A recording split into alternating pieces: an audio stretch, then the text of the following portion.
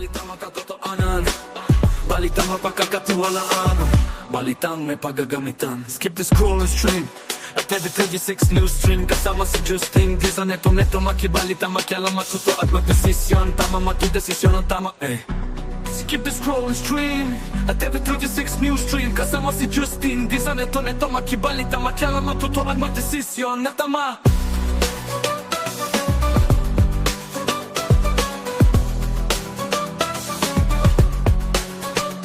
The scroll and stream at every 36 news stream. Kasama si Justin Gisa, neto makibalita, makialam, matuto at magdesisyon na tama, magdesisyon na tama.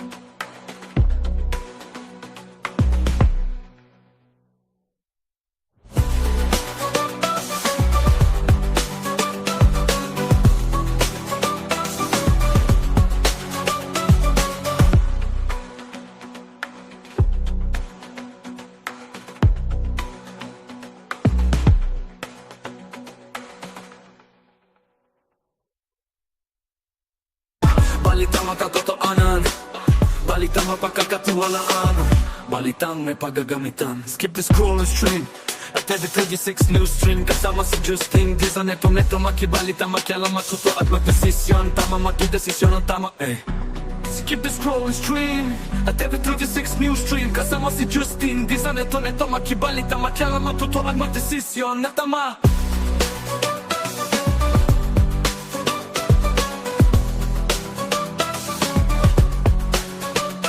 The scroll and stream at every 36 news stream. Kasama si Justin Gisa, neto makibalita, makialam, matuto at magdesisyon na tama, magdesisyon na tama.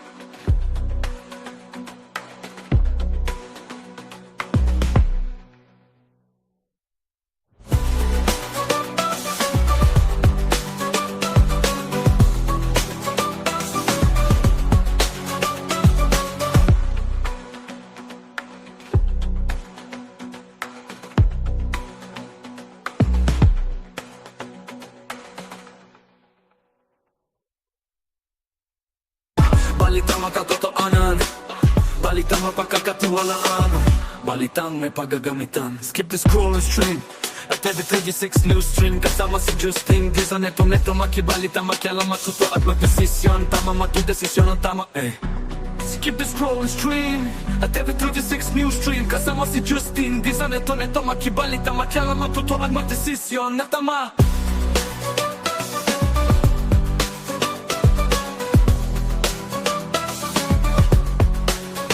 Skip the scroll and stream at every 36 news stream. Kasama si Justin Gisa, neto makibalita, makialam, matuto at magdesisyon na tama, magdesisyon na tama.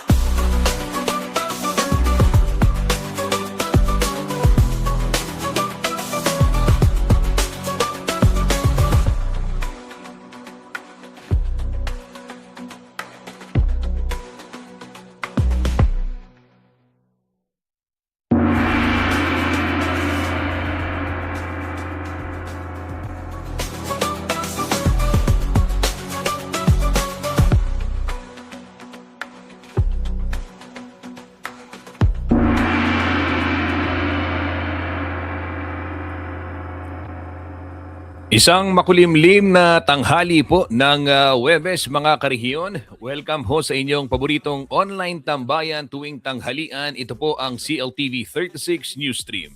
Kasama si Justin Gisa, neto makibalita, makialam, matuto at magdesisyon. Tama, magdesisyon ang tama, Skip the scroll and stream at every 36 news stream. Kasama si Justin Gisa, neto makibalita. Kabalen, Justin Dizon po maghahatid sa inyo ng mga balita at impormasyong mga totohanan, balita at impormasyong mapagkakatiwalaan, at balita at impormasyong may paggagamitan.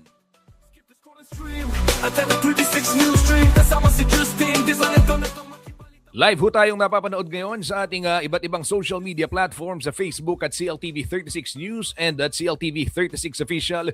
Ganyan din ho sa ating YouTube channel at CLTV 36 Official. Live na live din ito sa telebisyon, Luzon, Visayas at Mindanao. Napapanood po ang ating programa ngayong tanghalian via Signal Channel 115. Gayon din ho sa Air Cable Converge Channel 71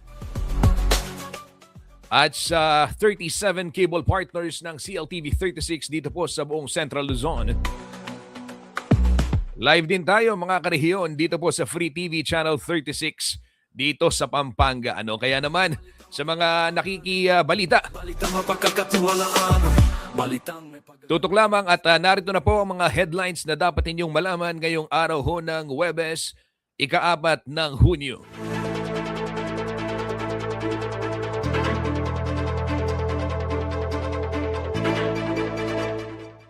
Death toll sa Balibago building collapse umabot na sa 27. Hustisya panawagan ng mga biktima at mga kaanak ng biktima.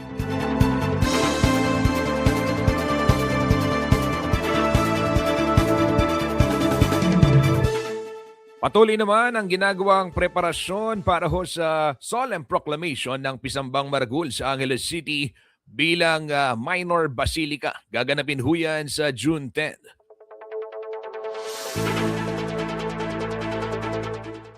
Sa lalawigan naman ho ng Bulacan, mga karehiyon, binasura ng korte ang petisyon ng Prime Water na pangasiwaan ito hong water service ng San Jose del Monte.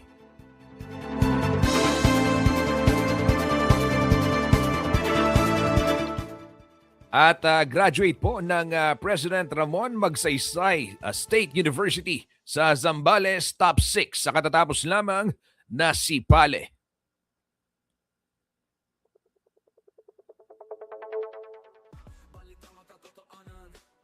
Balitang mapagkakatiwalaan, balitang may paggagamitan. Skip the scroll and stream. Ang mga detalye ho ng balitang yan maya-maya lamang. For the meantime, bigyang daan muna natin ilan hong mga impormasyon, balitang may paggagamitan. Skip the scroll and stream. Pero bago yan, Kuyang Justin, pa-shoutout ka naman, opo mga karehiyon, kung nais ninyong may ipabati, Kahapon, hindi ko lang kayo nabati, wala tayong programa, hindi tayo nakapag-programa, but World Cycling Day, ayan, pagbati ho sa lahat ng mga siklista, maulan, ingat ho sa kalsada. At ito, pa-shoutout ka naman, Kuyang Justin, nakatutok sa ating programa, Jovi Maliari. Ayan, sabi niya, good morning, Idol, isang magandang umaga, Jovi Maliari. Nananghalian na ba tayo? Yan, kumusta ho mga karehiyon? Ito, nakatutok din sa ating programa, si Noel Joseph Cleofe. Ayan, sabi niya, Kuya Justin, malapit na yung pasukan. And shout out now sa mga kaibigan natin sa Pampangas Best. Ayan, since 1967. Mula ho yan kay Noel Joseph Cleofe.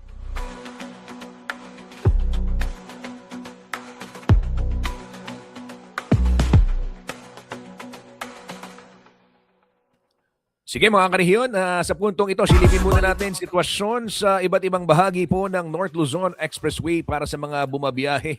Ito, dyan sa may NLEX Arbor Link, dyan ho sa bahagi ng kilometer, tawag dito, 13 na 500. NLEX Arbor Link Interchange, ayan, patungo na yan ng Valenzuela portion. At dito ho makikita medyo busy yung section na yan, pero continuous yung traffic flow. Mapulang Lupa, Valenzuela, ganyan din ho yung sitwasyon. Marami-raming sasakyan, busy, pero as I've said, light traffic pa rin. And dito ho sa may Mindanao Toll Barrier, kung kayo po mga karehiyon nanggagaling o manggagaling dito ho sa atin sa Bulacan, dito sa Pampanga at lalabas ng Mindanao Toll Plaza, asahan ninyo yung bahagyang antayan dyan sa portion na yan dahil ongoing ho yung construction works. Sa bahagi naman ng Lawa, may Kawayan, Bulacan, maluwag ho ang daloy ng trapiko. Patungong Metro Manila, medyo populated lamang. Mas masikip ng konti kumpara dun sa pauwi ho dito sa Northern and Central Luzon. And northbound lane naman sa may Bukawe section, light traffic. Batay ho dito sa ating monitoring, maluwag din ho ang daloy ng trapiko at makulimlim yung panahon dyan sa iba't ibang bahagi po ng NLEX. At dito sa may Ciudad San Fernando, ayan, light traffic din.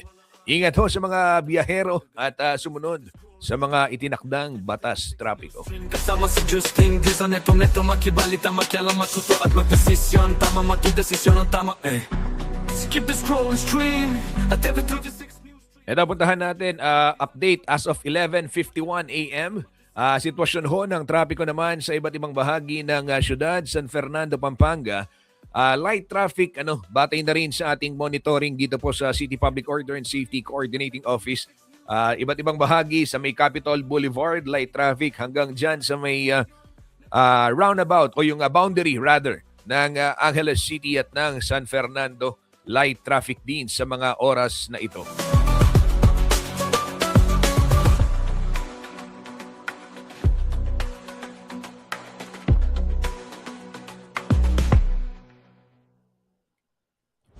Tuloy-tuloy po tayo sa mga balitang may paggagamitan. Ito naman, makibalita tayo sa DOST Pag-asa. Kumusta po ang magiging taya ng ating panahon ngayong araw at sa mga susunod pa? Narito po ang latest mula sa ating Weather Bureau Pag-asa.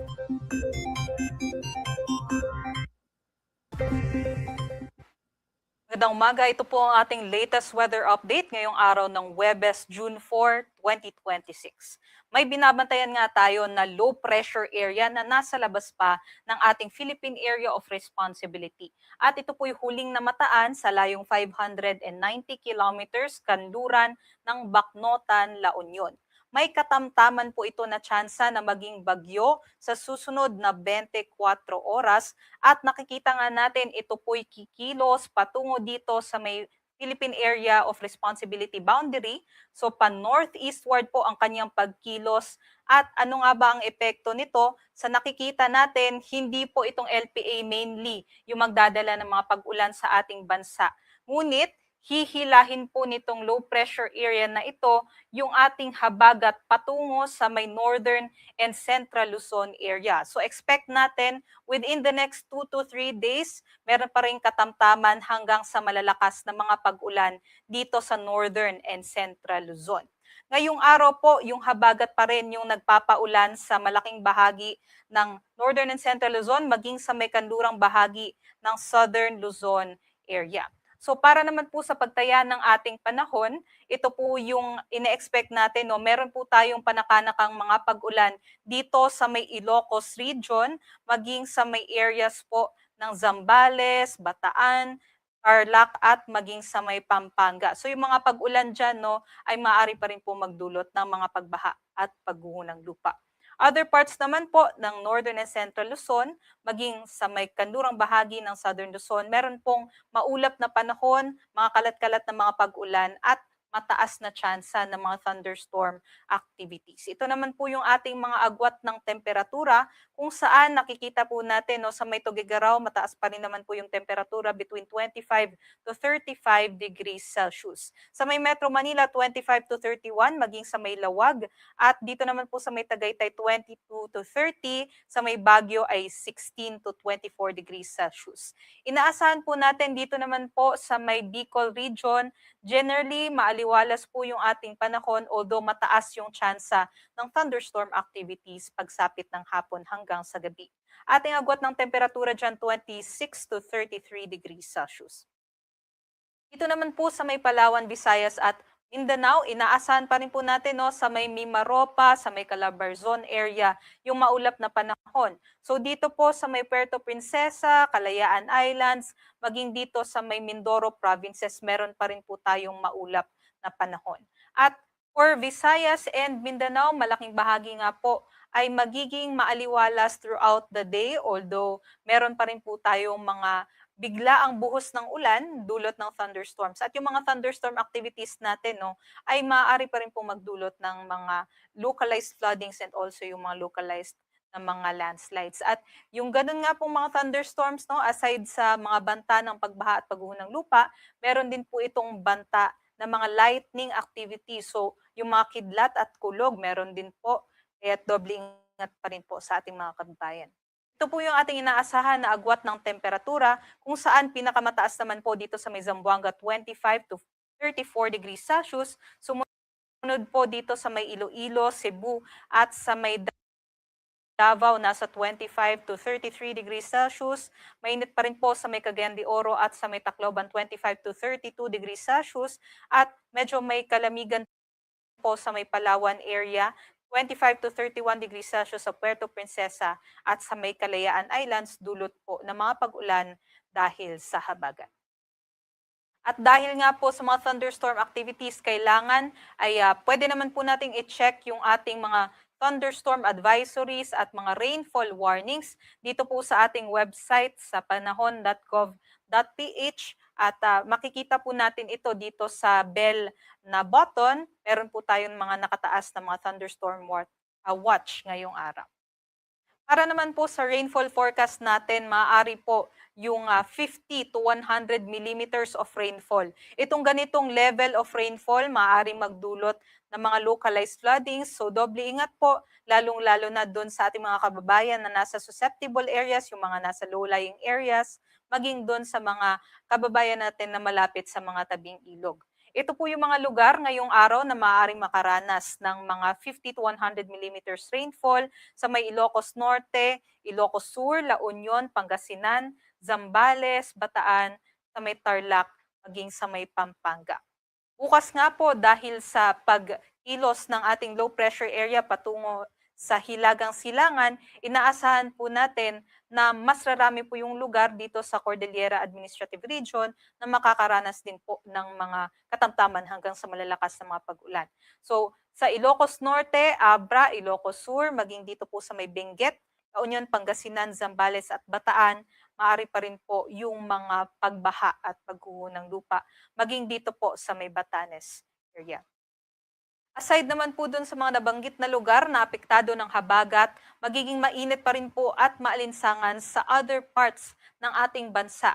Kahapon nga po nakapagtala tayo ng heat index, pinakamataas po sa Infanta, Quezon, umabot ng 49 degrees Celsius o nasa may danger level itong heat index dito sa may Infanta, Quezon, at hanggang extreme caution category naman po tayo dito sa Metro Manila, 37 to 38 degrees Celsius.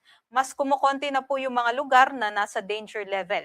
Ngayong araw, yung forecast po natin, may 10 lugar pa rin na nasa danger level, kabilang po ang Infanta, Quezon, possible pa rin umabot ng 49 degrees Celsius. So ano nga ba yung posibleng banta nitong danger level na heat index? Maaari po makaranas ng heat exhaustion, heat cramps, and in worst case scenarios, yung heat stroke, yung ating mga kababayan kung sila po ay magbabad sa init ng araw. So, iwas-iwas pa rin po tayo, lalong-lalo na doon sa ating mga kababayan sa Visayas, Mindanao, and some parts of Luzon. Sa Metro Manila, extreme caution category hanggang 38 degrees Celsius ang ating heat index. Para naman po sa kalagayan ng ating karagatan, wala naman po tayong nakataas na gale warning sa ngayon. Para sa Kalakhang, Maynila, ang araw po ay sisikat mamayang 5:26 a.m. at lulubog naman mamayang 6:23 p.m. Para sa mga karagdagang impormasyon, bisitahin po ang ating social media account sa X, Facebook at sa YouTube, at para sa mas detalyadong impormasyon, bisitahin po ang ating websites pag-asa.busc.gov.ph at panahon.gov.ph. Uli, ito po si Lian Loreto. Doble ingat po sa ating mga kababayan.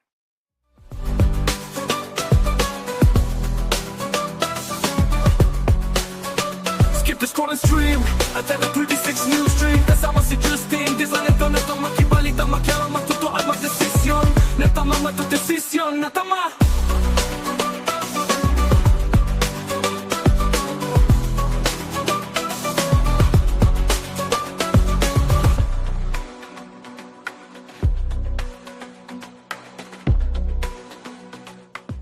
Maraming salamat, Lian Loreto ng DOST Pag-asa para sa ulat panahon. Ito mga karehiyon, nabanggit ng ating Weather Bureau na ito pong low pressure area sa labas ho ng PAR o ng Philippine Area of Responsibility ay posibleng maging bagyo sa next 24 hours. At dahil naman dyan ay hihilahin po yung habagat, no, na siya namang nakaka-epekto ngayon dito ho sa atin sa Central Luzon at sa iba pang bahagi ng Luzon, maging sa Northern Luzon ay asahan po yung mga pag-uulan ngayong araw at sa mga susunod na 2 hanggang 3 araw. Si Justin, di sa neto makibalita. Ito ho, rainfall advisory mula po sa DOST, Pag-asa rin ano. At light to moderate rains ang nararanasan sa iba't ibang bahagi ng Pampanga. Asahan naman ang light to moderate rains mamaya o within anytime ngayon ano dahil alas 11 ito within next 2 hours diyan ho sa may Nueva Ecija, Bulacan, particular yung bayan po ng Cuyapo, ng Picuan, Gimba, Licab, Zaragoza, San Antonio, Cabiao, San Isidro, Gapan, Haen, San Leonardo, Santa Rosa, Aliaga, Quezon at Talugtug. Diyan sa Nueva Ecija, ano, paghandaan po yung posibilidad ng malalakas na pag-ulan. At diyan naman ho sa may lalawigan ng Bulacan, partikular sa bayan ho ng dito ho sa Baliwag, sa Plaridel, sa Bulacan, Giginto, Balagtas, Bustos, Pandi, San Rafael at San Ildefonso. Asahan din yung light to moderate rains, ganyan din ho sa Candaba, Pampanga. Skip the scroll and stream at every 36 news stream. Kasama si Justin Di sa neto makibalita, makialam, matuto at magdesisyon. Tama, magdesisyon ang tama Skip the scroll and stream at every 36 news stream. Kasama si Justin Di sa neto makibalita, makialam, matuto at magdesisyon na tama. Bigyan daan na rin natin itong heat index forecast. Ano, ito nga ho, mababa. Medyo malamig-lamig ngayon dahil ho sa tag-ulan. Ito, pasadahan ko lang. Yung sa Aurora ho, 40 at 41 dyan sa may Kasiguran, 40 sa may Baler.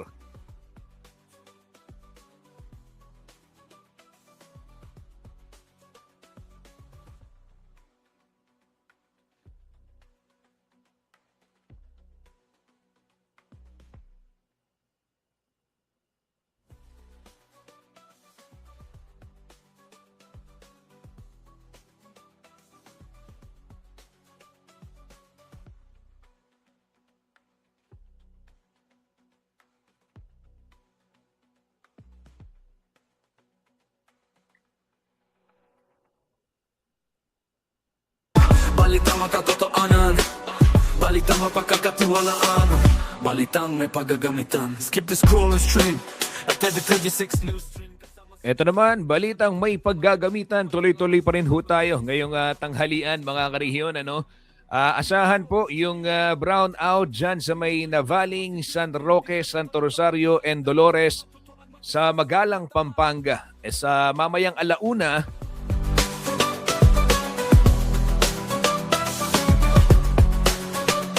The scroll and stream at every 36 news stream. Kasama si Justin. opo mga karehiyon, ano, hanggang alas 6 ng gabi yan. Kareta pong manok na Navaling, San Roque, Santo Rosario, Ampong, Dolores, kayong Magalang, Pampanga, 1 p.m. to 6 p.m. Ngayong araw ng Huwebes, mawawalan ho ng supply ng kuryente.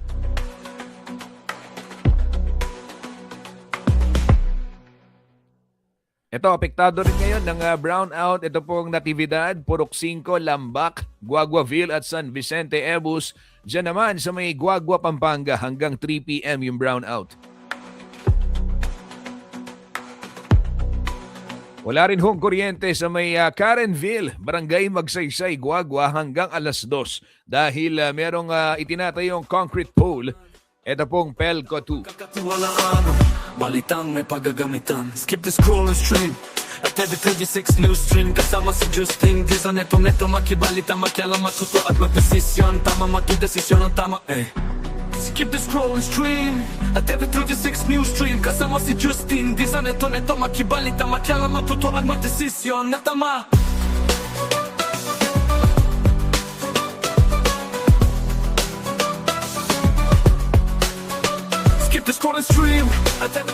Ito naman ho mga karehiyon, ano? Diyan sa may Guagua, Pampanga, Baquiapo, Rizal, Magsaysay, Ebus, Natividad. Mawawalan din ho ng supply naman ng tubig 2 to 4 p.m.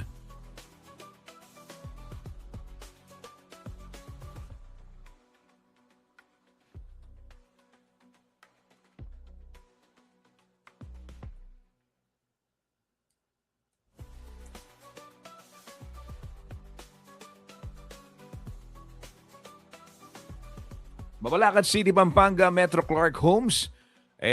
Mamayang alas 9 ho ng gabi, mawawalan ng supply ng tubig dyan sa may Metro Clark Home Subdivision at Dapdap Mother Barrio. Dyan ho sa may Mabalacat, alas 9 ng gabi hanggang bukas alas 5 ng madaling araw. Wala rin hong tubig Kapaya 1 and 2, Barangay Kapaya 1 and 2, Angeles City, mamayang alas 10 ng gabi hanggang alas 2 ng madaling araw. At bukas naman, dyan ho sa may Barangay Pampang, ito ho, Angeles City, alas 5 ng umaga hanggang alas 10 ng umaga.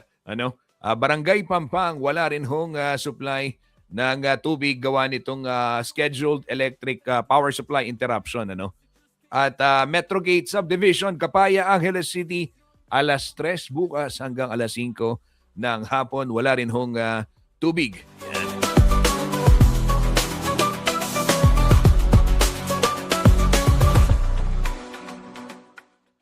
Mga karehiyon, mabilis na patalastas lamang po. Time check tayo, 12:30 na ng tanghali sa ating pagbabalik. Hihahatid ko po sa inyo detalye ng mga headlines na dapat niyong malaman ngayong araw po ng Huwebes, June 4. Huwag ho kayong bibitiw. Magbabalik po ang inyong paboritong tambayan, online tambayan tuwing tanghalian.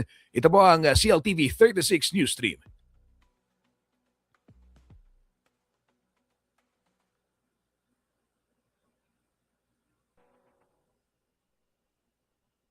Balitang makatotohanan, balitang mapagkakatiwalaan, balitang may pagagamitan. Skip the scroll and stream at every 36 news stream. Kasama si Justin Dizon, neto makibalita, makialam, matuto at magdesisyon. Tama magdesisyon ang tama, Skip the scroll and stream at every 36 news stream. Kasama si Justin Dizon, neto makibalita, makialam, matuto at magdesisyon na tama.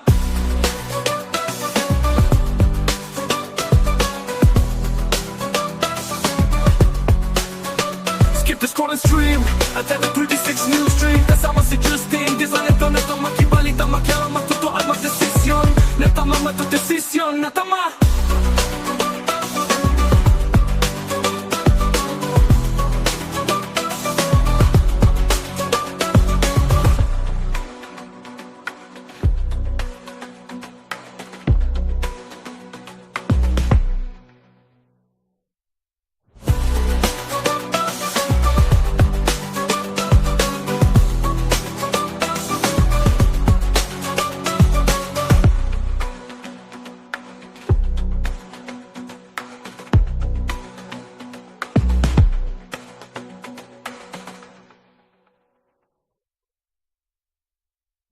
Balitang makatotohanan, balitang mapagkakatiwalaan, balitang may pagagamitan. Skip the scroll and stream at every 36 news stream. Kasama si Justin Dizon, neto makibalita, makialam, matuto at magdesisyon. Tama, magdesisyon ang tama, Skip the scroll and stream at every 36 news stream. Kasama si Justin Dizon, neto makibalita, makialam, matuto at magdesisyon na tama.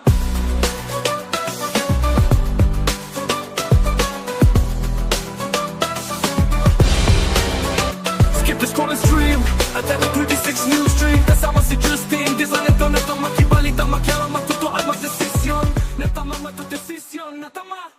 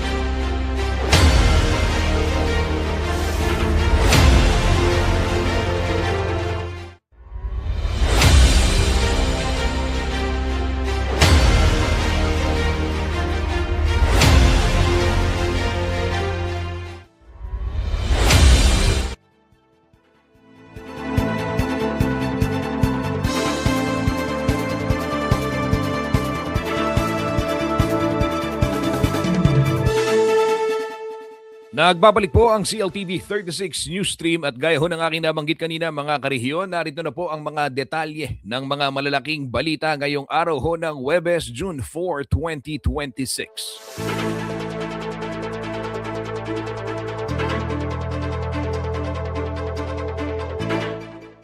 Latest po mula sa Balibago, building collapse. Ito pong gumuhong gusali dyan ho sa may Teodoro Street, corner Oak Street, Barangay Balibago, Angeles City. Umakyat na po sa 27 ang bilang ng kumpirmadong nasawi mula po sa trahedya. Batay ho yan sa Unified Command at pinagsamang puwersa sa pangunguna ho ng Bureau of Fire Protection.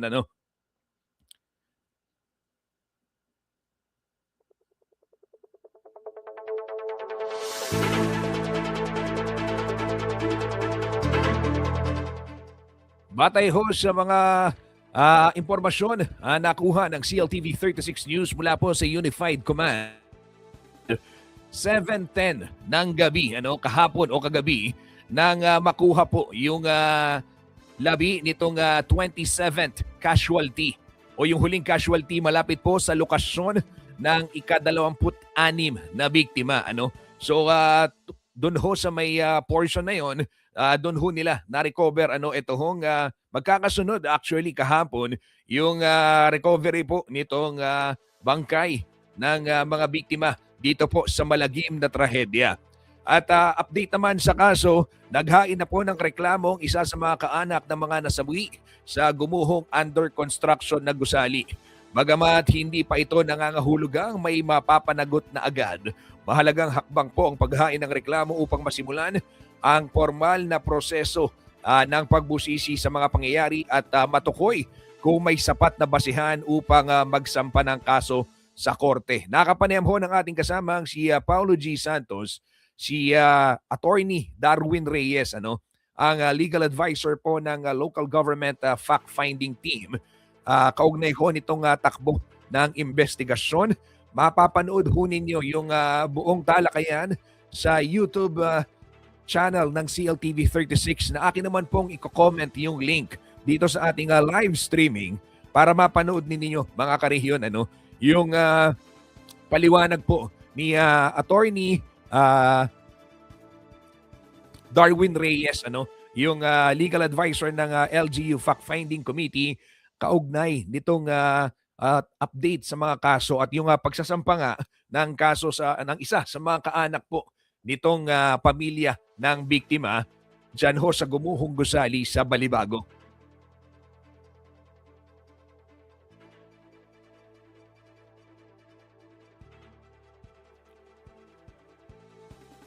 Ito po mga karehiyon, yung link, pwede nyong i-click yan, mapapanood din nyo yung buong interview ng ating kasamang si Paulo G. Santos dyan kay Attorney Darwin Reyes, kaugnay nga nitong paghahain din ng kaso ng pamilya o yung isa sa mga kaanak po ng mga nasawi dyan sa gumuhong gusali ang nag-file na ng kaso. Sa ibang balita naman, kaugnay niyan, isang pamilya naman po, yung pamilya ni Joselito Permejo, isa po sa mga nasawi sa trahedya, ang humihingi po ng tulong ngayon sa publiko. Kwento po niya sa CLTV 36 News, mula pa po sa Samar ay napilitan silang mangutang ng pamasahe. Ito pong si Henelita Permejo, ang kanya hong kaanak upang makarating sa Pampanga at masilayan yung labi ng kanyang ama. So anak niya po si Henelita. Ayon po kay Henelita, 4 po silang magkakapatid na umaasa sa kanilang ama bilang pangunahing naghahanap buhay sa pamilya. Bukod po sa pinansyal na tulong, ay umaasa po ang pamilya na mabibigyan ng hustisya ang pagkamatay ng kanilang amang si Joselito at iba pang mga biktima ng nasabing trahedya. Dahil po sa kakulangan sa pondo, hindi na rin umano nakabiyahe ang kanilang ina upang personal na makita ang mga labi ng nasawing asawa. Samantala, nananawagan po ang pamilya sa mga nais tumulong sa kanilang gastusin para po sa pag-uwi at pag-asikaso sa mga pangangailangan ng kanilang pamilya. So nagbigay ho sila ng GCash account akin ding i-comment dito sa mga nanonood po at nais tumulong dito po sa mga naulila ni Joselito Permejo ng Samar. Siya po ay isa sa mga construction worker o mga manggagawa po sa Gumuhong Gusali na nasawi dito po sa malagim na trahedya. Ayan mga karehiyon, akin pong pinost yung GCash number ng pamilya at nakalagay din ho yan sa ating storya sa balita. Kung sakaling lang na meron pong nais magpaabot ng tulong dito ho sa pamilya ni Joselito Permejo, isa po sa mga biktima ng Gumuhong Gusali dito po sa Balibago. Galing pa po sila ng Samar at ito ngayon nga, kinikwento po nila ay nangutang lamang sila para po makarating dito at personal ngang makita yung labi ng kanilang ama. At yung nanay nila hindi na po nakarating, gawa ho ng limitasyon sa pondo. Opo mga karehiyon, yan ho yung totoong sitwasyon na nararanasan ng ating mga kababayan. At ito,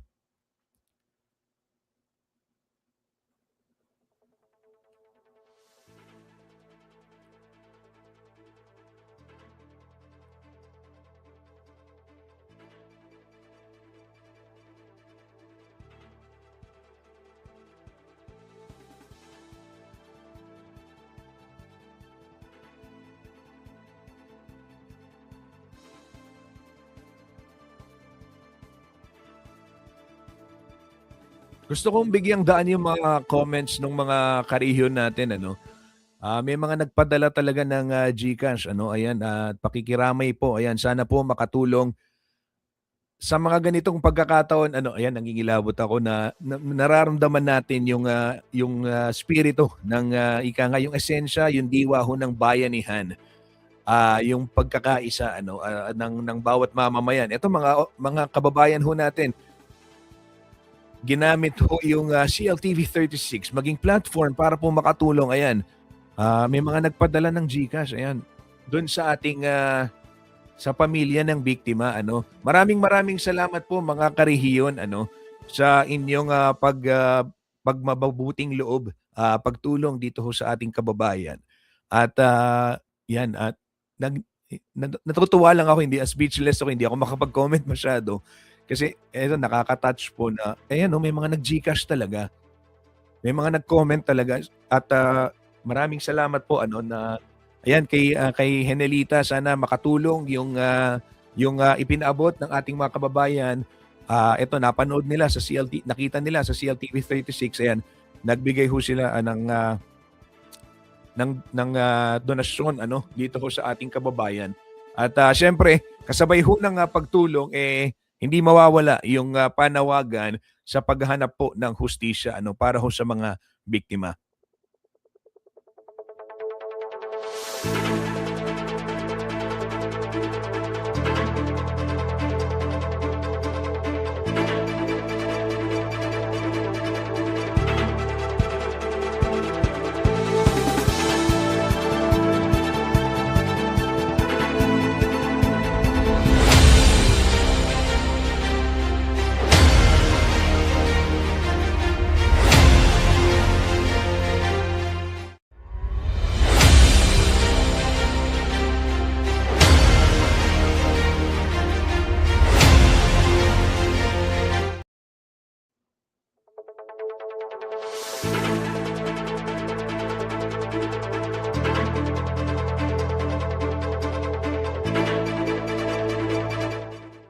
Tuloy-tuloy ho tayo sa ating balitaan. Sa ibang balita naman, sa lalawigan ng Bulacan, ibinasura po ng Regional Trial Court sa Bulacan at Las Piñas ang magkahiwalay na petisyon ng Prime Water Infrastructure Corporation para sa Temporary Restraining Order o TRO laban ho sa City of San Jose del Monte LGU. Kaugnay ho ito ng pangangasiwa sa operasyon ng water services sa nasabing syudad.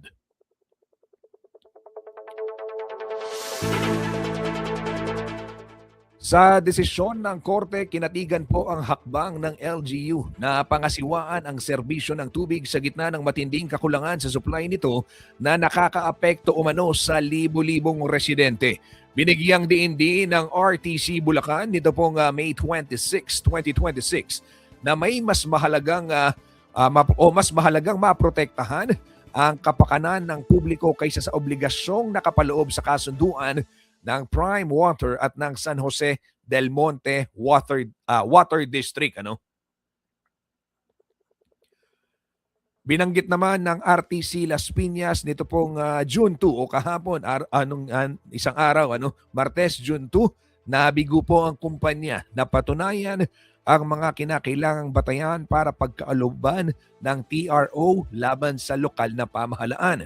Sa panig po ng Prime Water, iginiit nito sa korte na nasa 10,000 hanggang 12,000 lamang sa mahigit 130,000 itong kliyente ang apektado ng problema sa tubig.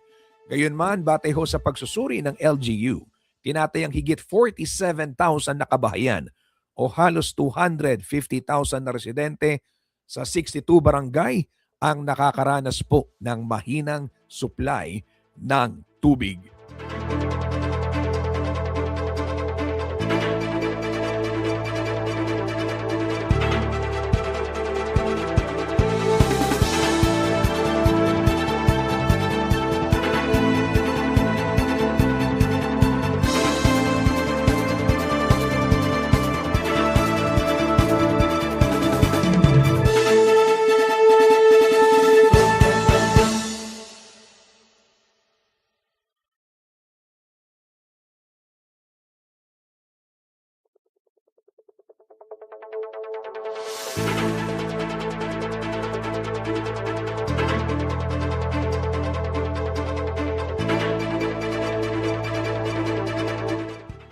Update naman ho sa pinaghahandaang solemn proclamation nitong Pisambang Maragul o yung Holy Rosary Parish Church dyan po sa Angeles City bilang minor basilica na gaganapin po sa umaga ng June 10. So ito po yung latest mga karehiyon at patuloy po yung ginagawang preparasyon ng ad hoc committee ng Holy Rosary Parish Pisambang Maragul para po sa solemn proclamation bilang minor basilica. Kaugnay ho niyan, isang pulong ang idinaos nito lamang Martes, pinangunahan po ni Father Gian Sagum, chairman po ng komite na dinaluhan ng Parish Pastoral Council, iba't ibang church ministries, gayon din ho yung mga volunteers. Tinalakay ho sa nasabing pagtitipon yung mahahalagang detalye para sa okasyon, kabilang ho dyan yung listahan ng mga inaasahang bisita, daloy ng programa, selebrasyon po ng banal na misa, yung reception, gayon din ho yung skema ng trapiko dyan ho sa may Heritage District ng Angeles City. Isasara po yung hanggang sa may land bank, hanggang dyan sa may Pamintuan Mansion. So yung heritage portion na yon, itapong Santo Rosario o Santo Entierro rather. Yung katapat ho mismo ng simbahan, ay isasara po yan at inaasahang mapupuno po ng mga deboto at mga mananampalataya sa darating pong June 10. At ito ho, dadalo ho sa makasaysayang aktibidad mga karehiyon ang papal nuncio na si Most Reverend Charles Brown. Samantala, si Archbishop Florentino Labarias ang magsisilbing pangunahing presider ng misa. Kasama ho sina Pablo Virgilio Cardinal David, Jose Cardinal Advincula at Archbishop Emeritus Pasiano Aniceto. Gaganapin ho yan, ulitin ko lamang, sa Miyerkules June 10, sa pambihira pong pangkakataon ang simbahang kilala rin sa tawag na Pisambang Maragul ay opisyal ng tatawaging minor basilica and Parish of Our Lady of the Most Holy Rosary na magiging direktang konektado na po sa Santo Papa sa Roma. Inaanyayahan po yung buong komunidad at mga deboto na makibahagi po sa solemn proclamation. Ang tabayanan din yung special coverage naman ng CLTV 36 dyan po sa makasaysayan na event na yan na hindi lamang po sumasalamin sa kultura kundi sa malalim na pananampalataya hindi lamang ng mga Angileño kundi ng mga Kapampangan at ng mga taga Central Luzon.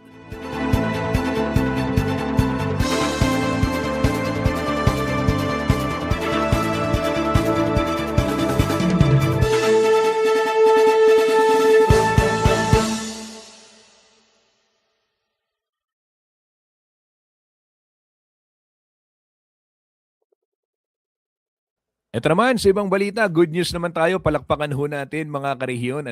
Ang isa sa mga top-notcher nito pong katatapos lamang na si Pale ay isang alumnus ho ng President Ramon Magsaysay State University.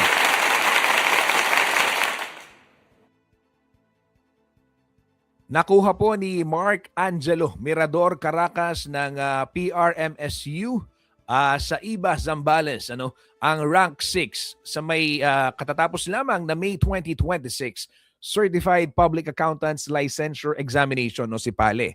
Nakakuha po siya o nakapagtala po siya ng 90% na rating sa naturang pagsusulit. Kailan ba ginawa ito? Noong pong May 24 to May 26. Ang galing ni Mark Angelo, 90%. Isa po si Mark Angelo Caracas sa 3,004 o 30%, 30.83% to be exact, na matagumpay na pumasa sa nasabing pagsusulit. Abay mahigit na 900 o 9,700 po ang nag-exam, 3,000 plus o 3,004 ang pumasa.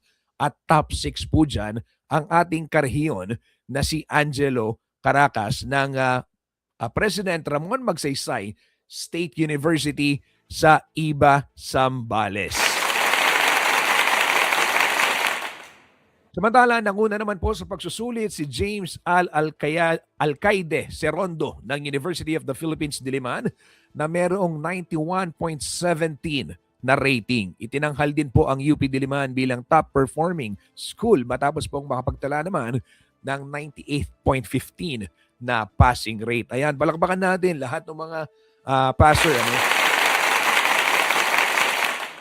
At doon sa mga hindi pinalad, sabi nga ng paborito po nating girl group, ang buhay ay hindi karera. Kaya palakpakan pa rin for trying at meron, when you're ready, I'm sure makukuha nyo rin yan.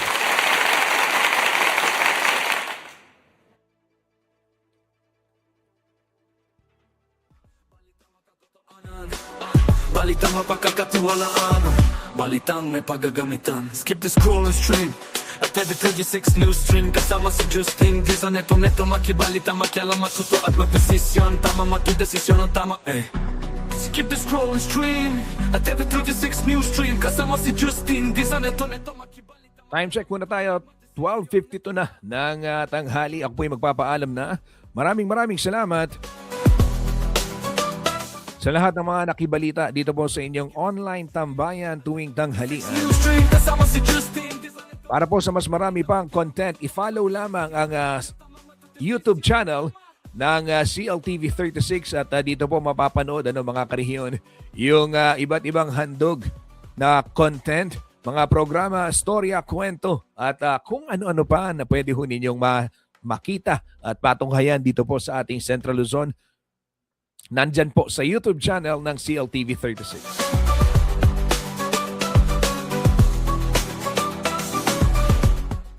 Muli po sa ngalan po ng buong puwersa ng CLTV 36 News and Current Affairs para po sa mga balitang makatotohanan, balitang mapagkakatiwalaan at balitang may paggagamitan.